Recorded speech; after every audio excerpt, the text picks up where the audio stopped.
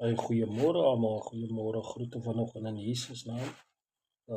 Ek is pastoor Bertram van Covenant of Christ Ministries, die kerk van die Here Jesus Christus. Vandag wil ek bietjie praat oor die waterdoop. Die Bybel sê in dat die kragtigste manier waarop jy as 'n nuwe gelowige jouself met Christus kan identifiseer is deur die waterdoop. So die daad van die waterdoop is 'n stap van gehoorsaamheid waardeur gelowiges in die openbaar hulle geloof in Jesus Christus en toewyding aan Christus verklaar. Nou wat beteken die doop? Die woord doop kom van die Griekse woord baptizo, wat beteken om heeltemal geonderdompel te word. En Christus Jesus is ons voorbeeld. Johannes die Doper het hom in die Jordaanrivier gedoop.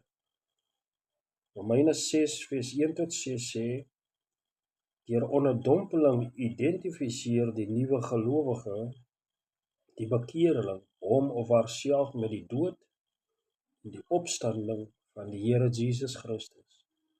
Nou, geliefdes, die watergraf is simbolies. Die water is simbolies. Ons noem dit 'n watergraf. Die watergraf is simbolies van die dood van die ou sondige natuur.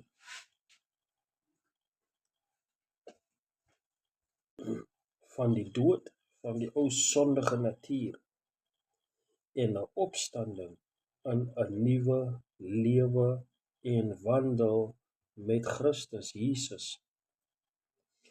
Nou wie moet gedoop word? Volgens Jesus is dit baie belangrik dat alle gelowiges gedoop moet word.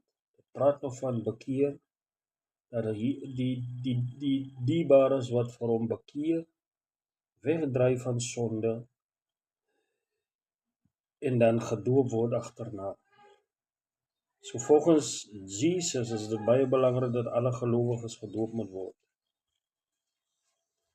So Markus 16 vers 16 het Jesus gesê, hy wat glo en hom laat doop sal gered word, maar hy wat nie glo nie sal veroordeel word. Sien ook Matteus 28 vers 19 waar Jesus die disippels stuur.